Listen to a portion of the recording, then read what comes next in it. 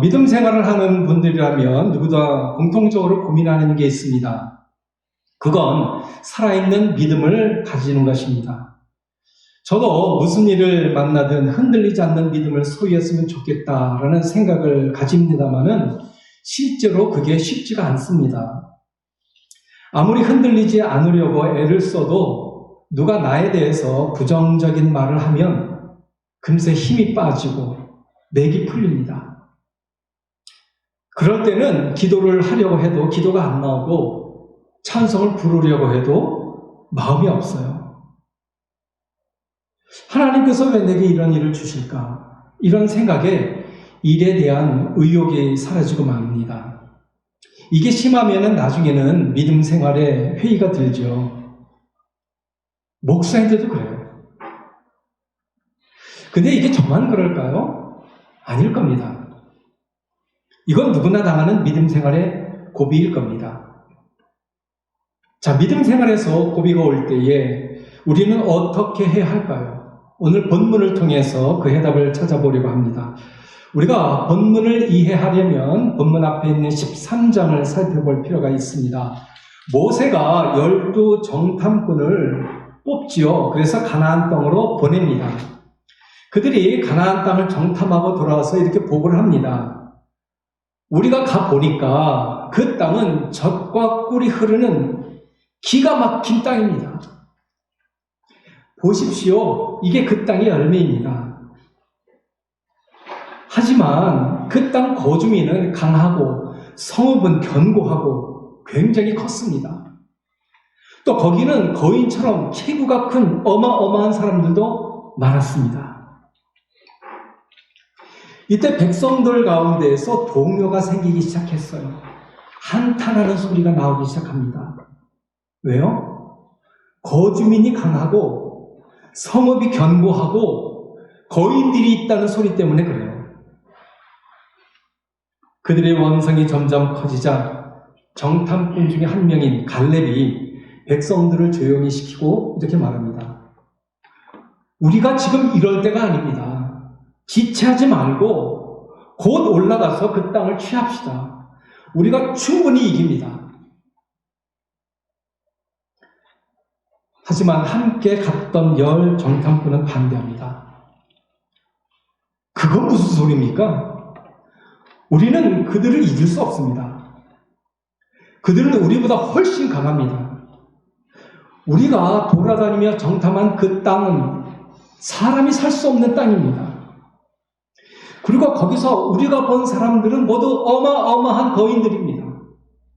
우리가 스스로 보기에도 메뚜기 같을 정도였으니까 분명 그들의 눈에도 그랬을 겁니다. 이들은 조금 전까지만 해도 그 땅은 젖과 꿀이 흐르는 땅이고 열매도 풍성하다고 얘기했어요. 근데 이제는 자기들의 말을 스스로 뒤집습니다. 그 땅은 사람이 살 만한 땅이 아니래요. 민수기 13장 32절입니다. 우리가 두루 다니며 정탐한 땅은 그 거주민을 삼키는 땅이요. 사람을 삼키는 땅이래요. 사람이 못 사는 땅이라 그 말이죠. 그러자 온 백성이 소리를 높여 부르짖으며 밤새도록 통곡을 했습니다. 그들이 모세에게 어떻게 했을까요? 당연하죠. 원망을 했어요.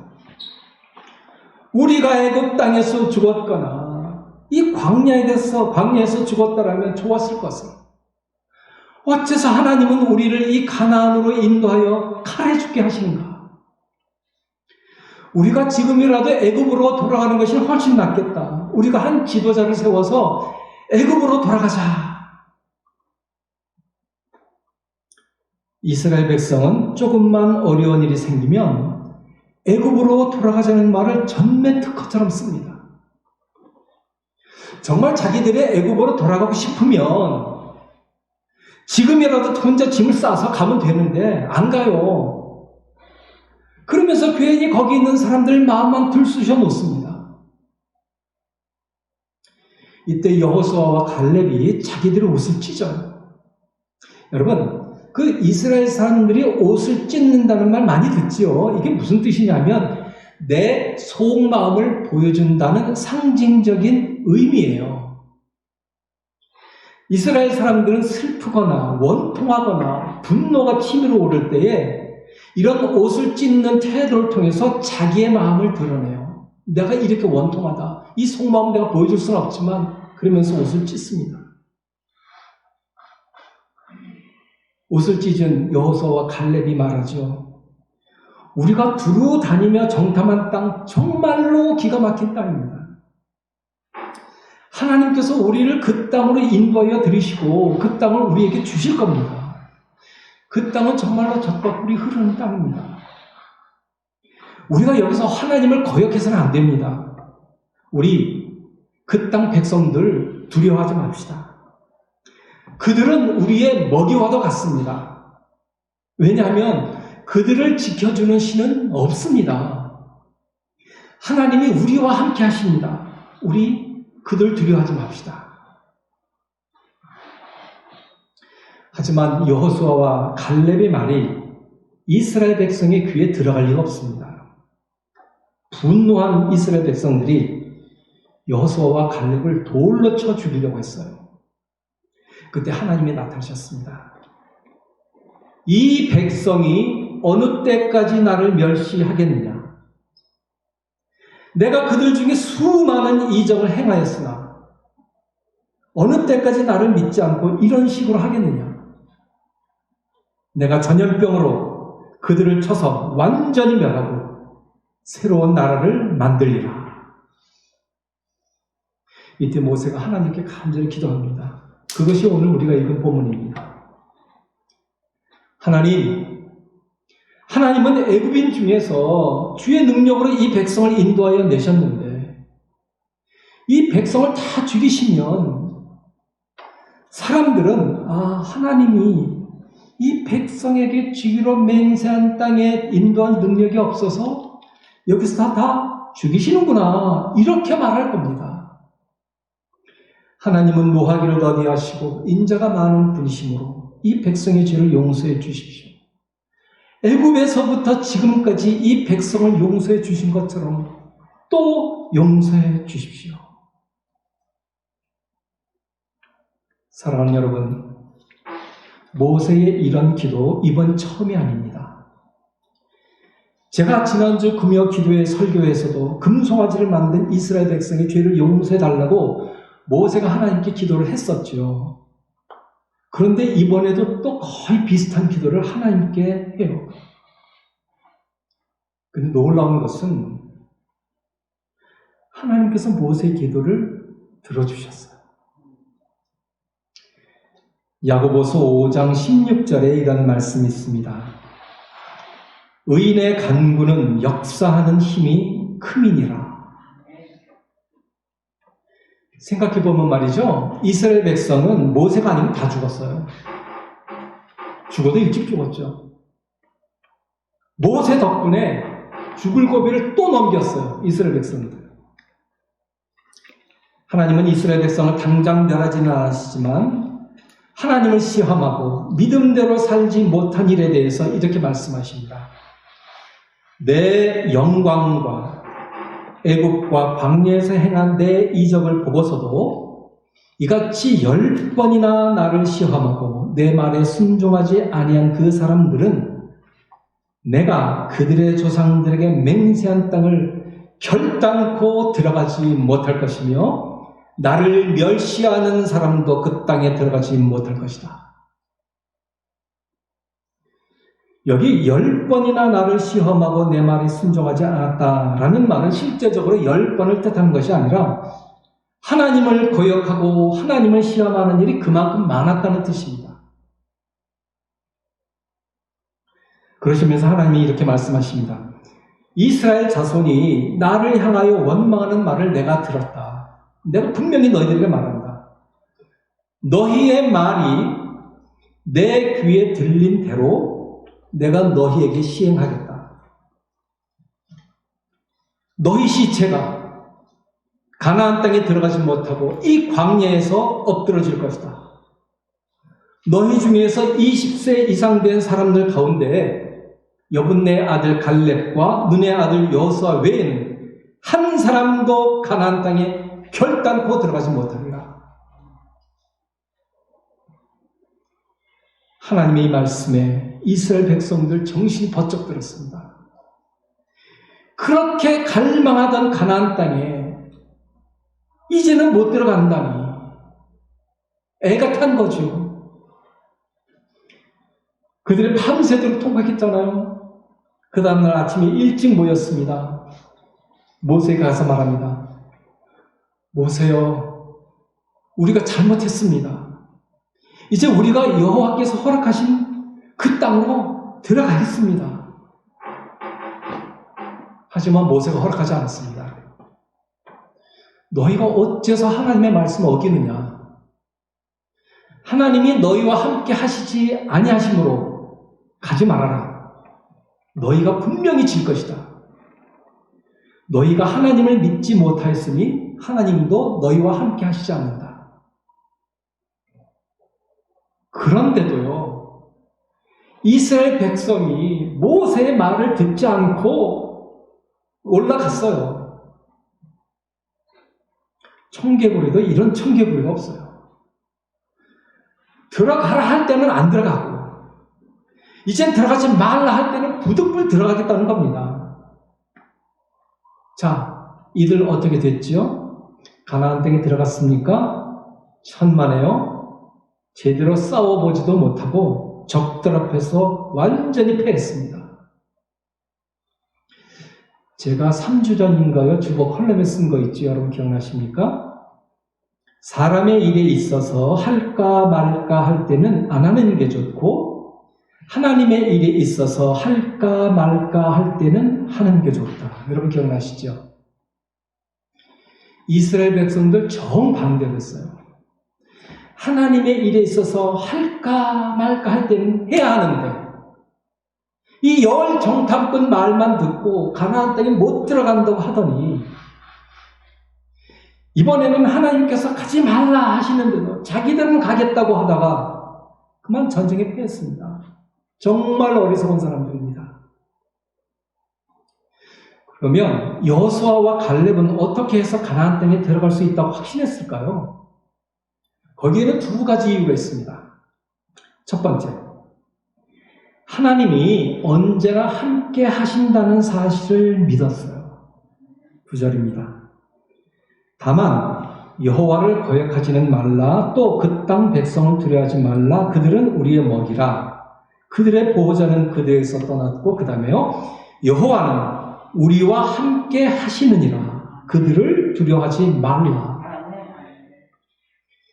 여기 보니 여호수아와 갈렙이 말합니다. 여호와는 우리와 함께 하신다.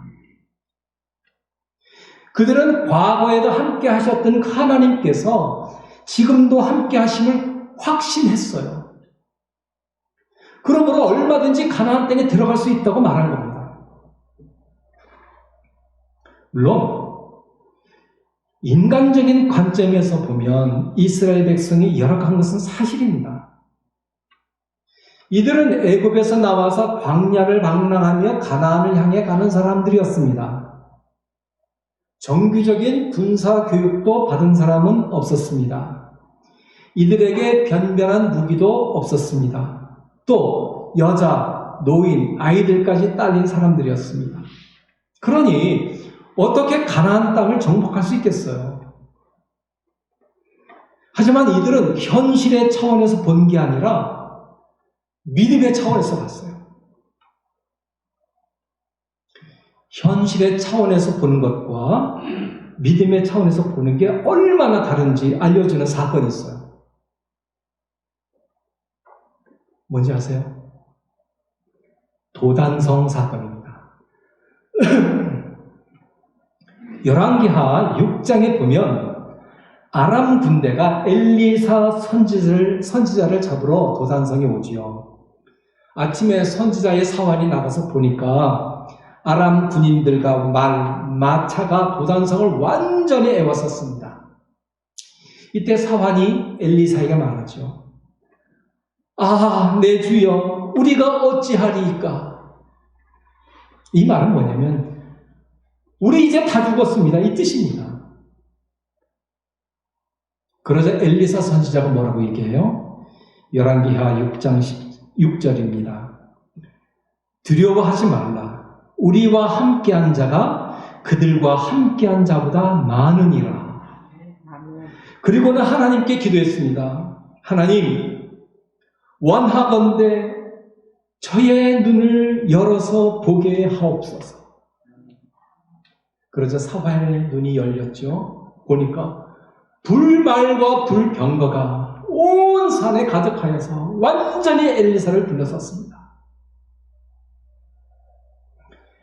현실의 눈으로 보면 세상의 위험만 보이지만 믿음의 눈으로 보면 그까짓 것 아무것도 아닙니다. 하나님의 천군 천사가 나를 둘러싸서 내 머리카락 하나도 상하지 않도록 보살펴 주신다니까요. 여러분, 같은 가나안 땅을 보았지만 열 정탐꾼은 믿음의 눈이 아닌 인간의 눈, 현실의 눈으로만 봤어요. 그러니까 모든 게 다 어렵고 힘들고 무섭고 두려웠던 거죠. 그러나 여호수아와 갈렙은 이 상황을 믿음의 눈으로 봤습니다. 그랬더니 가나안 땅에 살고 있는 사람들이 무서운 존재가 아니에요. 먹이처럼 보여요. 예전 성경에는 밥이라고 나왔죠. 그들은 우리의 밥이라. 우리도 우리의 생활에서 위기를 만났을 때에 하나님께서 언제나 나와 함께 하신다는 생각을 해야 합니다. 그래야 위기를 극복할 수 있습니다. 만일 그런 생각이 안 들잖아요. 그럼 어떻게 하면 좋죠? 그런 생각이 안 드는데 어떻게 하면 좋아요? 그럴 때는 의도적으로도 해야 됩니다. 의도적으로 하나님이 나와 함께 하신다. 의도적으로 해야 돼요. 기도할 마음이 없을 때는 어떻게 해요? 나 기도할 마음이 없어. 오늘 기도하지 말아야지. 그래요? 아니지요. 기도할 마음이 없어도 억지로라도 기도하는 거죠. 하나님, 제 믿음의 눈을 뜨게 해 주십시오. 기도하는 거예요. 이게 위기를 극복하는 방법이에요. 근데 많은 사람들이 이렇게 안 하죠. 기도할 마음 없어. 다음에 하지. 찬송 못하겠어. 다음에 하지. 아닙니다. 의도적으로 해야 됩니다. 의도적으로 찬송하고 의도적으로 기도해야 됩니다. 그게 위기 극복의 방법입니다. 둘째로, 여호수아와 갈렙은 어떻게 해서 가나안 땅에 들어갈 수 있었을까요? 그들은 하나님께서 그 땅을 주시기로 약속한 것을 기억하고 믿었어요. 하나님의 약속을 믿었어요. 23절입니다. 내가 그들의 조상들에게 맹세한 땅을 결단코 보지 못할 것이요. 이렇게 되어 있어요. 자, 여기 보니까 하나님이 맹세하셨어요. 뭐예요? 내가 그들의 조상에게 약속했다. 뭘 약속했어요? 그 땅을 주기로 내가 맹세했다. 이게 하나님의 약속이었어요. 여호수아와 갈렙은 하나님의 약속을 믿었어요. 그러나 열 정탐꾼과 이스라엘 백성은 하나님의 약속을 믿지 못해서 하나님께서 약속하셨잖아요. 내가 너희 자손에게 주겠다. 약속하셨어요. 여호수아와 갈렙은 믿었지만 다른 사람들은 믿지 않았습니다. 그러니까 두려운 거죠. 하나님은 하나님의 약속을 믿지 못해서 가나안 땅에 들어갈 수 없다는 사람들, 그들이 내뱉은 그 말대로 그들에게 가나안 땅을 허락하지 않으셨습니다. 너희들 못 들어간다 했지? 못 들어간다 너희들. 본문 28절에서 하나님은 이렇게 말씀하십니다. 그들에게 이르기를 여호와의 말씀에 내 삶을 두고 맹세하노라. 너희 말이 내 귀에 들린 대로 내가 너희에게 행하리니. 자기들은 가나안 땅에 못 들어갈 것이라고 했으니까 못 들어가는 게 당연해요. 들어가는 게 이상하죠. 그죠? 그러나 하나님의 약속을 믿고 가나안 땅에 들어갈 수 있도록 한 사람들은 자기들이 한 말대로 들어갔어요. 미국에 디즈니랜드를 가고 싶어하는 어느 어린아이가 있었어요. 맨날 아빠를 조른 거죠. 엄마, 아빠, 나 디즈니랜드 가고 싶어. 그래서 아이의 아빠가 아이의 소원을 들어주기 위해서 거금을 들였습니다. 온 가족이 디즈니랜드를 가기로 했습니다. 비행기표 다 끊었습니다. 이제 내일이면 비행기를 타고 미국으로 간 겁니다. 얘야, 우리가 내일 미국에 갈 거야. 왜? 네가 그렇게 소원했던 디즈니랜드 가는 거야. 정말? 아, 좋아라. 아빠 차 타고 가? 아니야. 비행기 타고 가. 비행기? 무셔. 아, 뭐가 무서워. 비행기 타고 가면 재미있고 맛있는 식사도 먹을 수 있어. 그리고 영화도 종일 볼 수 있어. 무셔. 아니야. 아빠 엄마가 같이 가니까 무서울 것 하나도 없어. 무셔. 아, 괜찮다니까. 걱정하지 않아도 돼. 무셔. 여러분, 이 아이가 비행기 타고 미국에 날아가서 디즈니랜드에 갈 수 있을까요? 못 가요. 왜요? 아, 비행기 무서워서 못 타겠다는데 어떻게 미국에 가요? 우리도 그래요. 이 세상을 살아갈 때에 얼마나 두렵고 얼마나 걱정스러운 일이 많겠어요. 그러나 하나님께서 함께 하심을 믿고 하나님께서 두려워하지 말라고 하셨으니 그 말씀을 따라서 전진하는 겁니다. 우리가 지난 주일 예배 시간 때 외웠지요?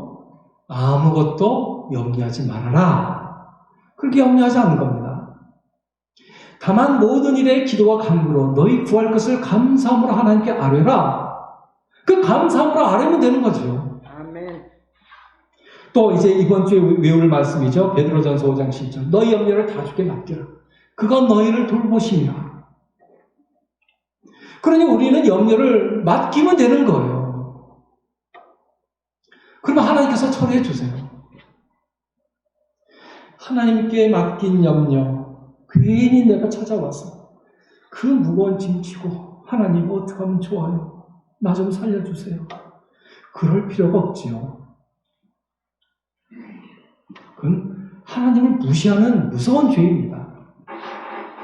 여러분, 우리의 삶에서 의심과 두려움이 있을 때마다 하나님의 말씀을 자꾸 암송하려고 애를 쓰세요. 그렇지 않으면 나중에는 의심과 두려움이 이 진드기같이 들러붙었고 말이죠. 이거 털어내려고 해도 털어지지가 않아요. 이제 말씀을 맺겠습니다. 하나님께서 우리에게 요구하시는 게 있습니다. 그건 언제 어디서나 하나님을 믿고 의지하는 겁니다. 그래서 하나님은 종종 우리에게 정말로 우리가 하나님을 의지하는지 믿음의 테스트를 하세요. 그래서 어려운 일이 있을 때에 제일 먼저 하나님이 떠올라서 하나님 이런 일이 생겼어요. 어떻게 하면 좋아요? 그리고 하나님 앞에 나가서 기도하는 사람, 하나님을 의지하는 사람입니다. 그런데 어려운 일이 생겼어요. 그럴 때 사람이 떠오릅니다. 누구에게 찾아갈까? 누구에게 전화하면 되지? 그런 생각이 떠오르는 사람은요, 하나님을 의지하는 게 아니라 사람을 의지하는 겁니다. 우리가 하나님을 믿는다면 하나님께서 하신 일을 기억을 하고 또 하나님의 말씀을 믿어야 합니다. 비록 내게 손해가 생긴다 할지라도 하나님의 말씀대로 사는 사람은 하나님이 기뻐하시는 사람이지만 하나님을 의지한다고 하다가 내게 손해가 생길 것 같으면 하나님보다 사람을 먼저 떠올리는 사람, 그 사람은 실제로 하나님을 의지하는 사람이 아닙니다. 그는 하나님을 믿는 척 하는 것 뿐입니다. 우리는 열 정탐꾼처럼 하나님의 함께 하심, 또 하나님의 약속, 이것을 못 믿는 사람이 아니라 여호수아와 갈렙처럼 하나님의 말씀에 든든히 서서 언제 어디서나 하나님께서 사랑하는 자녀인 나를 지켜주시고 인도해 주신다는 사실을 믿어야 합니다. 비록 내게 손해가 생길지라도 하나님께서 이 모든 것 다 보고 계시고 결국에는 나에게 더 좋은 것을 갚아주신다는 분이 그 하나님, 그걸 믿는 사람이 진짜 살아있는 믿음을 가진 사람이에요. 믿으십니까? 믿으세요. 우리의 삶에서 이런 하나님을 내 마음에 모시고 하나님의 말씀에 순종하여 살아있는 믿음으로 하나님의 인정과 칭찬을 받는 저와 여러분 되기를 소원합니다.